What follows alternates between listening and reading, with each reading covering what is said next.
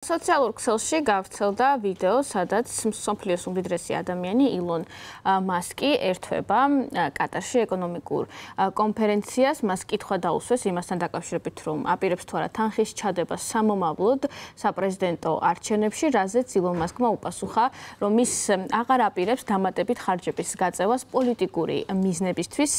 მისი თქმით, თუ საჭიროდ ჩათვლის, ის გააგრძელებს ამ საქმიანობას, თუმცა ამჟამად უკვე ვეღარ ხედავს ამის მიზეზებს. მისი აზრით, მან საკმარისი გააკეთა, ასეთი კომენტარი გააკეთა ილონ მასკმა ეკონომიკურ ფორუმზე.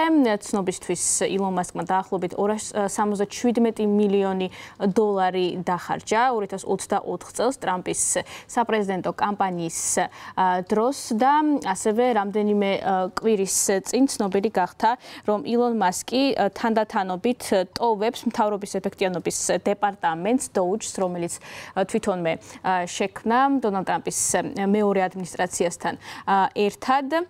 ილონ მასკის თქმის ნაწილობრივ დატოვებს ამ საქმიანობას და უფრო მეტად კონცენტრირდება კომპანია ტესლაზე. მე შეგახსენებთ, რომ მთავრობის ეფექტიანობის დეპარტამენტთან დაკავშირებით არაერთი სკანდალი უკვე მოხდა.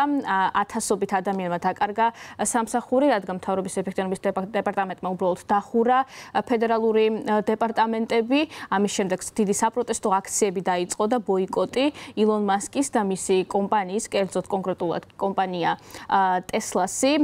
გარდა ამისა, არაერთი სენატორი აღნიშნავდა, რომ მათთვის უბრალოდ გაუგებარი არის ილონ მასკის სტატუსი ამჟამად ამერიკის მთავრობაში, ისევე როგორც მთავრობის ეფექტიანობის დეპარტამენტის სტატუსი, რადგან გაურკვეველი არის დადასტურებით აქვს თუ არა ამის იურიდიული უფლება, რომ გაათავისუფლოს ადამიანები სამსახურიდან. სწორედ ამის გამო დაიწყო ბოიკოტი ძირითადად ამერიკის შეერთებული შტატების ქალაქებში და დაიწყო შემცირდა გაყიდვები კომპანია ტესლასი, იმდენად რომ უკვე ხმამაღლა დაიწყეს კომპანია ტესლას ინვესტორებმა და დირექტორთა საბჭომ ლაპარაკი იმის თაობაზე, რომ უმჯობესია ილონ მასკმა უფრო მეტად მიაქციოს ყურადღება იმ კომპანიას, რომლის დახმარებითაც ის გახდა კიდევაც მილიარდერი.